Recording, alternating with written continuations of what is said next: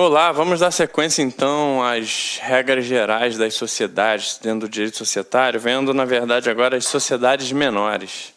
Quais são aqueles tipos sociais previstos no Código Civil que são considerados menores por terem poucos artigos, mas não devem ser objeto do seu desprezo. Pelo contrário, presta bastante atenção que vale a pena em função de serem poucos artigos. Vamos lá então. Dando sequência. Sociedade em comum é a primeira delas. O primeiro detalhe da sociedade em comum é que você saiba que é um tipo de sociedade não personificada. Então tá aí, ó. Sociedade em comum, por serem sociedades não personificadas, não há que se falar para esse tipo societário em registro de seus atos. Então, o primeiro tipo de sociedade menor é a chamada sociedade em comum, que tem como principal característica ser uma sociedade não personificada. Vamos ver as outras características. Uma delas é uma classificação, divisão doutrinária. A doutrina atribui dois tipos de sociedade em comum. A primeira delas é a sociedade irregular e a outra é a sociedade de fato. Olha, sociedade de irregular, portanto, é aquela seguinte. Digamos que eu queira montar uma sociedade com alguém, exercer uma determinada atividade, abrir uma loja, enfim, ser um empresário e fazer isso por meio de uma sociedade. Me junto com outra pessoa e nós, de boca, falamos o seguinte: olha, vamos fazer o seguinte, você é responsável por comprar aquilo, eu sou responsável por fazer tal coisa, a gente toca o negócio aqui da nossa maneira, não vamos assinar contrato nenhum, vamos ficar de boca e exercer a nossa atividade. Tudo bem? Tudo bem. Existe contrato? Não. Existe algum documento que constitua aquela sociedade? Não. Mas na prática existe uma sociedade? De fato, sim, porque existem duas pessoas que estão ali, cada um contribuiu com uma parte, vão participar do resultado, enfim, aquelas características de uma sociedade, não todas, mas algumas, e vai ser então existir uma sociedade de boca. E aí essa sociedade que existe de fato, mas não existe de direito, porque juridicamente ela não está produzindo os efeitos, não tem documento, ela possui características próprias e ela é chamada pela doutrina de sociedade de fato. Então a sociedade de fato é uma sociedade que existe, mas não tem contrato, nem tem documento nenhum. A sociedade irregular é diferente. Eu chego para alguém e falo: vamos ser sócios? Vamos assinar um documento atribuindo deveres, direitos, responsabilidades, obrigações, do que cada um vai fazer, quanto que cada um vai tirar por mês, quanto que cada um vai investir como capital social. Vamos fazer um contrato social? Vamos. Então a sociedade irregular é aquela que possui contrato social. Só que esse contrato social eu pego e coloco na gaveta. Então não tem registro, O que acontece? Para efeitos da estipulação da sociedade em comum, nós temos que esses dois tipos de sociedade, tanto a irregular como sociedade de fato, elas são consideradas sociedade em comum. Por quê? Porque para o Código Civil não importa muito se, para caracterizar uma sociedade em comum, não importa se essa sociedade, se ela tem ou não contrato, se esse contrato está na gaveta ou não. Vai importar sim para interesses dos sócios, para questão de provas, de documentação, e a gente vai ver um artigo que fala sobre isso. Mas para efeitos jurídicos de sociedade, não importa se tem contrato ou se não tem, se está na gaveta ou se não tem. Se não está registrado, é sociedade não personificada e vai ser considerado sociedade em comum. Ok? Então tá aí, ó. Vamos ler junto comigo algumas coisas que eu escrevi antes de ler o que a lei diz sobre isso. Para as sociedades em comum, vale a mesma regra do empresário irregular, que não fez sua inscrição na junta comercial. Ou seja, não há uma punição na lei, apesar da lei estipular que deve ser feito o registro. Se não fizer, não há uma punição. Há sim consequências jurídicas. Quais são elas?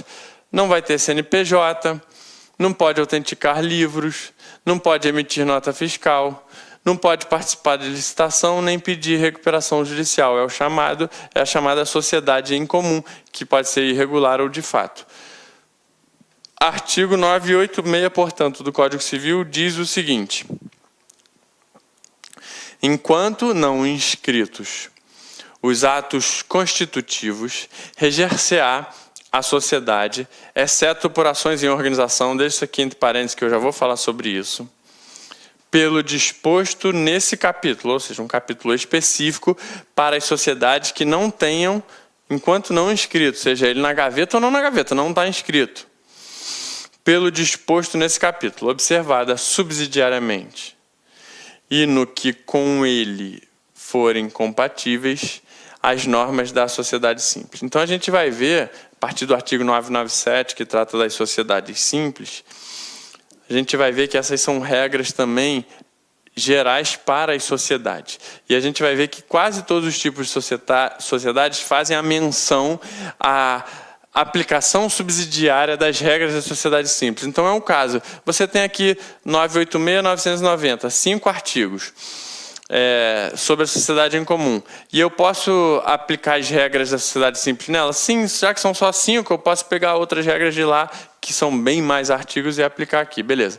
Então a sociedade em comum caracteriza-se pela sua não inscrição no registro específico. Tá bom? Não fez a inscrição, é considerada uma sociedade em comum, e é exatamente por isso que é uma sociedade não personificada, porque a sociedade não personificada é aquela que não tem o seu registro. Por que esse destaque aqui do exceto na sociedade por ações em organização? Porque a sociedade por ações, por exemplo, a sociedade anônima, ela tem a sua constituição demorada, são trâmites e é um processo um tanto quanto complexo e elaborado que demanda tempo. Então, desde o início da sua formação até o final da sua formação, da sociedade anônima, por exemplo, demora um tempo. E esse tempo, ela vai ser já uma sociedade em organização. Então, o final dessa organização se dá exatamente com o registro e a publicação. No entanto, até que chegue nesse registro, ela está em organização. Ou seja, essa sociedade anônima, por exemplo, enquanto estiver em organização, não é considerada uma sociedade em comum. Por quê? Enquanto não inscritos, exceto esse caso aqui. Tudo bem? Beleza? Então, está aí explicado o artigo 986 do Código Civil. E aí eu tenho uma regra do 987 que estipula o seguinte: relações com terceiros. Então posso ter ou não ter documento, mas eu não tenho registro, eu tenho ali a informalidade, uma irregularidade, né? A falta de papéis, de documentos de nota fiscal, enfim. Como que se dá então a relação com o terceiro que vai negociar com essa sociedade? Diz assim, os sócios, nas relações entre si ou com terceiros, somente por escrito podem provar a existência da sociedade. Então, digamos que vai haver um litígio judicial, um sócio coloca o outro na justiça. É um termo que não é juridicamente perfeito, né? Colocar na justiça, é o que a gente usa, para você entender. Um sócio entra com uma demanda judicial com outro sócio, e aí ele vai apresentar qual tipo de prova? Ele pode falar, olha, nós fizemos isso, nós fizemos aquilo, apresentar outro tipo de prova sem ser por escrito? Não, porque os sócios, na relação entre si, para provar a existência da sociedade e requerer algum direito, precisa provar por escrito. Agora, digamos que esse sócio entre em litígio com um terceiro. A mesma coisa, caso ele queira usar algum tipo de prova documental, ele precisa provar que a sociedade existe por escrito. Aqui faz-se importante a diferenciação entre a sociedade irregular e a de fato, porque na de fato eu não vou ter nada escrito, não vou conseguir provar a existência da sociedade. Na sociedade irregular, não. Eu tenho um documento, só que ele está engavetado. Agora, vamos facilitar a vida desse terceiro, né, que negociou com essa sociedade. Ele não tem nada a ver com o fato desses caras terem feito a sociedade de uma maneira informal. Então, o terceiro ou os terceiros podem prová-la de qualquer modo. Então ele foi lá, fez uma compra e, em vez de ter a nota fiscal, obteve um papelzinho de orçamento, mas que aquilo, o cara que vendeu deu para ele aquele papelzinho e falou: se precisa trocar de alguma coisa, use esse papelzinho de orçamento aqui. Então, é um meio de prova? É. Ou então de boca, ou testemunhal, ou por foto, enfim, o terceiro pode provar de qualquer jeito. É o legislador fazendo, para o sócio que está irregular, que está exercendo a sociedade de uma maneira não devida ou adequada, é preciso que se prove por escrito. E aí um outro detalhe sobre a responsabilidade em relação ao benefício de ordem. Esse tipo de questão cai muito.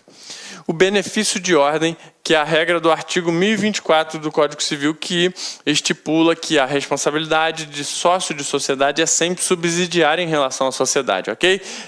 Por quê? Por causa da regra do benefício de ordem. Não posso atingir o patrimônio do sócio antes de esgotado o patrimônio da sociedade.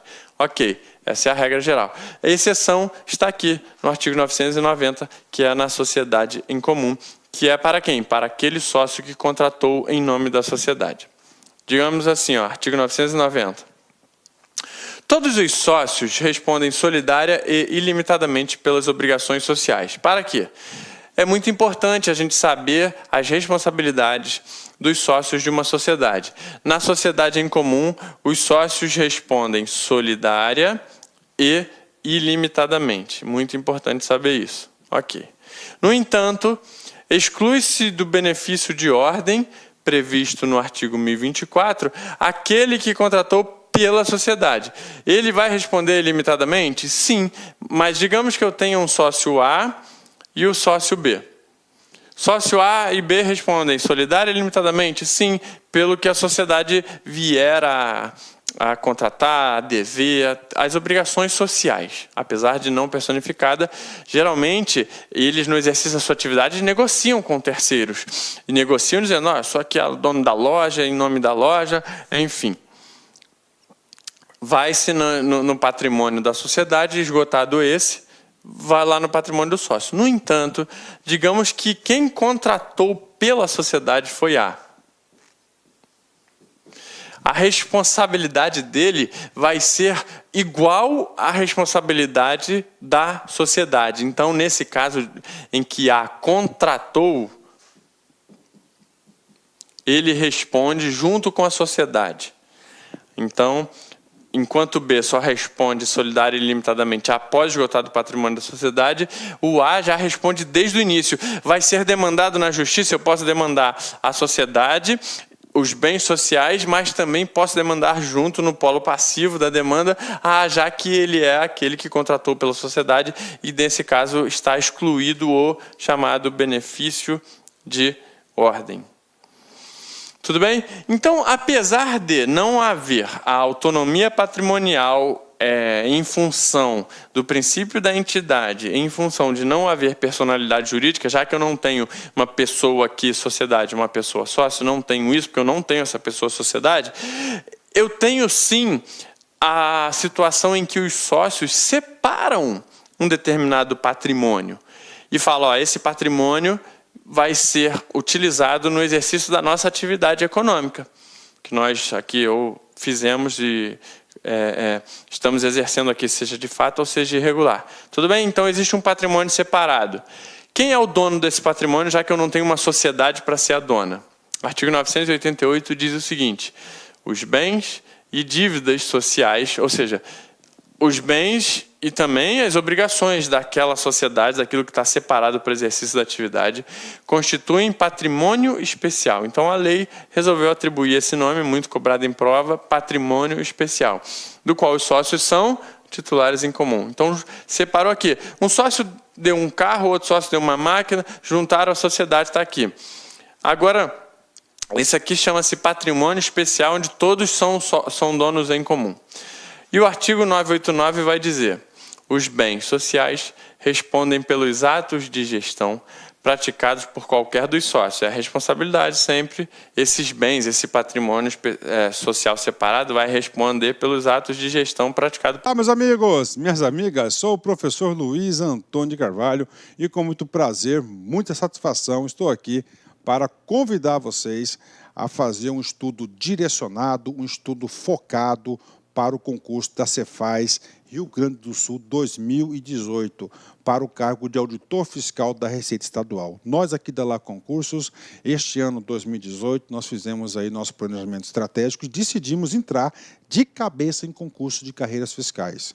E nós estamos fazendo, então, programas específicos. Nossa equipe de professores é top de linha, vocês viram a qualidade dessa aula demonstrativa aqui da Lá Concursos.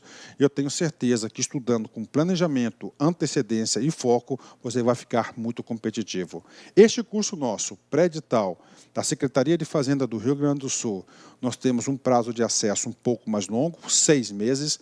Durante esses 6 meses, é um curso pré-edital, você vai ter direito a todas as atualizações dentro do período de acesso. E vamos supor, você se matriculou hoje, semana que vem o edital foi publicado e está precisando de algum complemento no seu curso. Você pode ficar tranquilo, porque nós aqui da Lá Concursos, quase 10 anos no mercado, quase 10 anos no ar, nós vamos atualizar a custo zero, mas dentro do prazo de acesso. Professor, quanto custa tudo isso? Gente, apenas 10 parcelas de R$60. Você pode ter certeza absoluta que é o melhor custo-benefício do mercado Cefaz Rio Grande do Sul, aqui na Lá Concurso. Falando em Cefaz, nós temos um programa específico para carreiras fiscais coordenados pelo nosso grande mestre, professor André Fantoni. Nós já temos no site disponível, olha só, Cefaz Goiás, Cefaz DF, Cefaz Bahia, Cefaz Rio Grande do Sul e Cefaz Santa Catarina. 5 programas específicos aqui na Lá Concurso. Peço para vocês, mais um pedido, que se inscreva no nosso canal no YouTube e se inscreva também, faça ser nosso seguidor no Instagram. Você sabe por quê? Todas as segundas-feiras, às 19h30, horário de Brasília, nós temos uma live que a gente fala sobre concurso de carreiras fiscais no Brasil todo. É uma aula, uma correção de uma prova, uma entrevista, alguma coisa nesse sentido. Todas as segundas-feiras nós temos esse canal de comunicação com os nossos queridos alunos do Brasil todo. Bacana, meus amigos? Um forte abraço e espero vocês. Fui, tchau. Clique lá.